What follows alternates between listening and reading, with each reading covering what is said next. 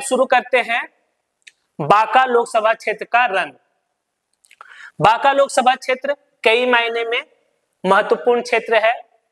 यहाँ तो सबसे पहले समाजवादियों का गढ़ है, उसके बाद यहाँ का भी लड़ाई रोचक होता है। एक तरफ जातिगत समीकरण की बात करें, दूसरे तरफ विचारधारा की बात करें, और तीसरा यहाँ एक पिछड़ापन भी एक समस्या है। बांका क्षेत्र बहुत विकसित क्षेत्र नहीं है और क्षेत्रों के मुकाबले यहाँ पर विकास थोड़ा सा कम हुआ है। इसके कई कारण हैं, तो एक एक करके हम लोग इस पे बात करेंगे। तो सबसे पहले शुरू करते हैं बांका लोकसभा क्षेत्र। बांका लोकसभा क्षेत्र में कितने विधानसभा क्षेत्र पड़ते हैं और उन विधानसभा क्षेत्र के में दलीय स्थिति क्या है, किस दल का पलड़ा भारी है और अभी वर्तमान में किसके विधायक वहां से ज्यादा आते हैं।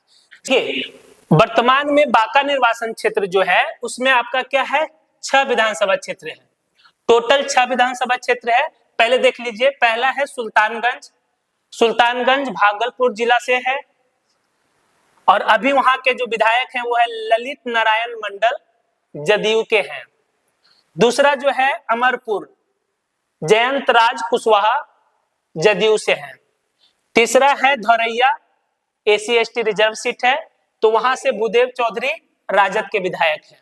उसके बाद चौथा है बांका।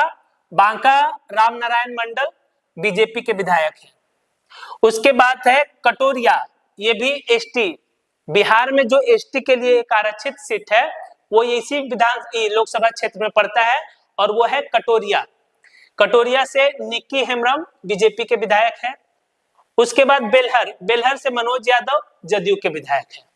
तो विधानसभा क्षेत्रवार से दलीय स्थिति देखिएगा तो यहाँ पर आपको RJD का एक सीट है सिर्फ, और जदयू का पलड़ा भारी है 3 सीटों पर जदयू का कब्जा है, 2 सीटों पर बीजेपी का कब्जा है और 1 सीट पर राजद का कब्जा है। तो इस अनुसार आपको लगेगा कि यहाँ पे राजद कमजोर है, जी नहीं। तो यहाँ पर बेसिकली जो देखा जाए तो राजद का ये मजबूत गढ़ है। अब बोलिएगा कि मैं ऐसा क्यों कह रहा हूं, देखिए ये बांका लोकसभा क्षेत्र वही क्षेत्र है जो 2014 में जब मोदी लहर था, पूरे देश में मोदी जी का लहर चल रहा था, तो बांका लोकसभा क्षेत्र उससे अछूत रहा और यहाँ से RJD के जयप्रकाश नारायण यादव जी ने जीत दर्ज की। तो RJD का ये मजबूत क्षेत्र है, लेकिन दलीय स्थिति से देखा जाएगा तो RJD को आपको एक विधायक, एक प्रतिनिधित्व दिखेगा। यहाँ पे जदयू के 3 और बीजेपी के 2 हैं। चलिए इससे आगे की बात करते हैं। देखिए लोकसभा क्षेत्र में इसका देखा जाए तो आप इसको देख लीजिएगा, ये लोकसभा क्षेत्र क्या है, यहाँ से समाजवादियों का गढ़ इसको क्यों कहा जाता है। देखिए ध्यान से, इस सीट से बड़े नेताओं ने अपने राजनीतिक भविष्य का चुनाव लड़ा। कामना के बिहार के पूर्व मुख्यमंत्री चंद्रशेखर सिंह, मनोरमा सिंह, उनकी पत्नी मधुली में, जॉर्ज फर्नांडिस, बड़े समाजवादी नेता जो बाद में जदयू के भी नेता रहे, समता पार्टी के संगठक, जिनको कहा सकता है कि जो समता पार्टी का गठन हुए तो ये गठनकर्ता में थे। उसके बाद BS शर्मा, बड़े समाजवादी नेता, पूर्व केंद्रीय मंत्री और स्वर्गीय दिग्विजय सिंह। दिग्विजय सिंह भी बहुत बड़े समाजवादी नेता थे, जदयू से रखते थे, समता पार्टी में भी थे। बाद में जदयू से उनका नाता मोह भंग हो गया था, वो अलग हो गया था। जॉर्ज फर्नांडिस भी नीतीश कुमार से अलग हो गए थे। तो इसलिए इस क्षेत्र को कहा जाता है समाजवादियों का गढ़। ठीक है, ये रोचक बातें हैं। अब हम लोग बात करते हैं इससे आगे। तो अभी लास्ट में दिग्विजय सिंह, स्वर्गीय दिग्विजय सिंह के निधन के बाद इस सीट पर उनकी पत्नी पुतुल कुमारी का भी नाम शामिल है, जो यहाँ अपना भाग्य आजमा चुके हैं और एक बार जीत दर्ज कर चुकी है। बांका लोकसभा क्षेत्र पहले 1957 में बना है, जो भागलपुर से कट के बना था, और इसमें अभी क्या है, 6 विधानसभा क्षेत्र है। जो आपको 6 विधानसभा क्षेत्र था वो आपको बता दिए, एक बार फिर से देख लीजिए। सुल्तानगंज भागलपुर क्षेत्र का है। दूसरा है अमरपुर, अमरपुर है जयंत राज कुशवाहा, यहाँ पे भी जदयू का कब्जा है। धौरैया SC सीट है, भूदेव चौधरी, RJD का कब्जा। बांका रामनारायण मंडल, बीजेपी का कब्जा। कटोरिया निक्की हेम्ब्रम, बीजेपी का कब्जा। बेलहर मनोज यादव, जदयू का कब्जा। तो दलीय स्थिति के अनुसार देखिएगा तो यहाँ पे बीजेपी आपको मिला 2, जदयू मिला 3 और RJD का यहाँ 1। तो तो इस तरह से देखा जाए दलीय स्थिति विधानसभा वार से तो जदयू यहाँ मजबूत नजर आता है। लेकिन लोकसभा और विधानसभा के दोनों के जब चुनाव आते हैं तो दोनों का मुद्दा चेंज हो जाता है। जब मुद्दा चेंज हो जाता है तो वोटर का मिजाज भी चेंज हो जाता है। अब बात करते हैं बांका का क्षेत्र का जो इतिहास रहा है। बांका लोकसभा क्षेत्र का इतिहास आप देखिएगा तो सबसे पहले आपको देखिए शकुंतला देवी भारतीय राष्ट्रीय कांग्रेस, 1962 में भी शकुंतला देवी, बेनी शंकर शर्मा भारतीय जनसंघ, शिव चंद्रिका प्रसाद भारतीय राष्ट्रीय कांग्रेस, मधुली में सोशलिस्ट पार्टी, और फिर 1977 में जब इंदिरा जनता पार्टी का सरकार बना था तो जनता पार्टी के टिकट से जीती थी। उसके बाद 1980 में चंद्रशेखर सिंह, 84 में मनोरमा सिंह, 85 में फिर से चंद्रशेखर सिंह राष्ट्रीय कांग्रेस से, 86 में मनोरमा सिंह, 89 और 91 में प्रताप सिंह जनता दल से, उसके बाद 96 में गिरधारी यादव। गिरधारी यादव पहले जनता पार्टी से जनता दल से लड़े थे। फिर 98 और 99 उस समय दो चुनाव हुए थे। उस समय दिग्विजय सिंह समता पार्टी के सिंबल पे सांसद बने।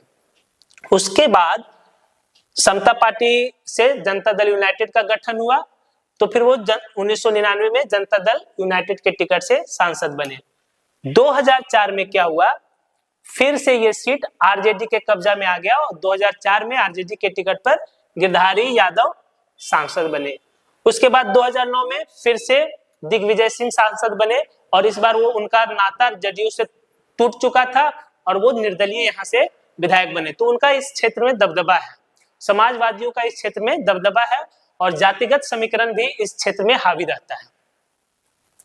उसके बाद 2010 में पुतुल कुमारी, जब उनका स्वर्गीय दिग्विजय सिंह का मृत्यु हो गया तो उनकी पत्नी पुतुल कुमारी चुनाव लड़ी निर्दलीय और वो उन्होंने जीत हासिल किया, क्योंकि एक उस समय संवेदना था, उनके प्रति सद्भावना था और उस लहर में पुतुल कुमारी जी का जीत हुआ।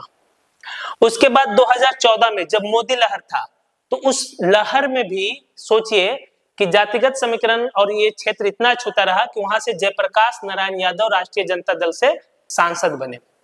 उसके बाद आया 2019, फिर से यहाँ गिरधारी यादव पाला बदल के अब जदयू में जा चुके थे तो जदयू के टिकट पर फिर से गिरधारी यादव सांसद है। अभी वर्तमान में गिरधारी यादव यहाँ से सांसद है। तो एक तरह से देखा जाए तो गिरधारी यादव का यहाँ पे दबदबा है। वो 2019 का देखिए रिजल्ट देखिए, जदयू से थे गिरधारी यादव, इनको वोट मिला 4,77,788। राजजेडी से थे जयप्रकाश नारायण यादव, इनको वोट मिला 2,77,256 और निर्दलीय पुतुल कुमारी लड़ रही थी, उनको मिला 1,03,700। जीत और हार का अंतर देखिएगा तो बड़े मार्जिन से गिरधारी यादव जीत हासिल किए थे 2019 के चुनाव में। 2019 के चुनाव में बीजेपी, जदयू, लोजपा सब एक साथ चुनाव लड़ी थी और आरजेडी कांग्रेस के साथ चुनाव लड़ी थी। उससे पीछे जब आप जाइएगा 2014 में, तो 2014 में जब मोदी लहर था तो यहाँ से जीत हासिल किए जयप्रकाश नारायण यादव, उनको वोट मिला 2,85,000। बीजेपी से थी पुतुल कुमारी, उनको वोट मिला 2,75,000। उसके बाद भाकपा से थे संजय कुमार, उनको वोट मिला 2,20,000। आईएनडी से थे नरेश कुमार प्रियदर्शी, उनको मिला 30,000 और बीजेपी और जदयू अलग अलग लड़ रही थी तो वोटों का बंटवारा भी हो गया, ऐसा भी कहा जा सकता है। और उस चुनाव में जयप्रकाश नारायण यादव चुनाव जीत गए। तो ये रहा आपके बांका क्षेत्र का इतिहास। अब बात करते हैं जातीय समीकरण का। जातीय समीकरण जो कि आपका फेवरेट होता है, तो जातीय समीकरण समझते हैं। जातीय समीकरण समझने के लिए देखिए, बांका में यादव, राजपूत, मुस्लिम, कुशवाहा, ये चार मेन जाति है जिनका वोट मायने रखता है। अब देखिए होता क्या है, यादव एक साइड आरजेडी को वोट दे देता है, राजपूत अपने उम्मीदवार को वोट देता है या बीजेपी के पक्ष में वोट देता है, मुस्लिम आरजेडी को वोट देता है, कुशवाहा जाति नीतीश कुमार को वोट देते हैं। तो ये वोट बढ़ जाता है। अब होता क्या है, जब गठबंधन में नीतीश कुमार, बीजेपी ये सब लड़ते हैं तो ये दोनों वोट ऐड हो जाता है और साथ में जो अति पिछड़ी जातियां हैं, दलित है, महादलित है, सबका वोट मिला के एक बड़े मार्जिन से एनडीए गठबंधन यहाँ जीत हासिल कर लेती है, क्योंकि उनका वोट परसेंटेज बढ़ जाता है। तो इस क्षेत्र को हम लोग क्या कहेंगे, यादव राजपूत बहुल क्षेत्र।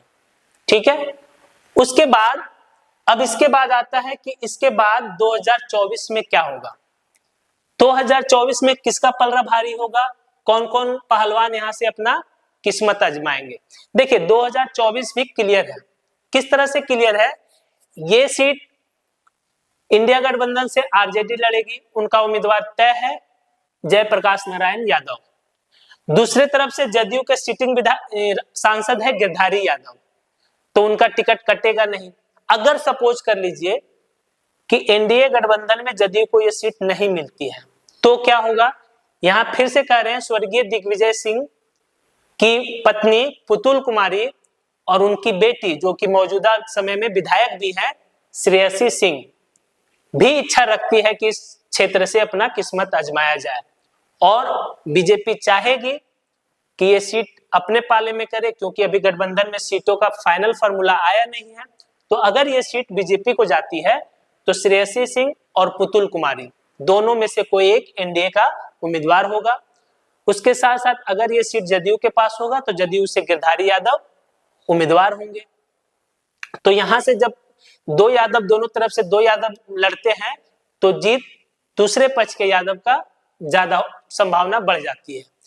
आरजेडी के यादव और जदयू के यादव में जब लड़ाई होता है तो जदयू के यादव का पलड़ा भारी रहता है, क्योंकि उधर सरप्लस वोट हो जाता है। और अगर राजपूत से उम्मीदवार, राजपूत समाज से अगर उम्मीदवार आते हैं, जैसे पुतुल कुमारी आ गई या उनकी बेटी श्रेयसी सिंह आ गई, तो फाइट फिर सीधा सीधा जाति बनाम जाति हो जाता है, जिसमें यादव और राजपूत समाज का सीधी टक्कर होता है। तो देखते हैं, फाइनल तो फिर से होगा, अभी तो सीटों का बंटवारा भी नहीं हुआ। तो ये था आपका बांका लोकसभा क्षेत्र का इंट्रोडक्शन। फिर आएंगे हम लोग जब सीटों का बंटवारा हो जाएगा, टिकट कंफर्म हो जाएगा, तो फिर एक बार फाइनल इस पे चर्चा करेंगे। तब तक के लिए जय हिंद, जय भारत।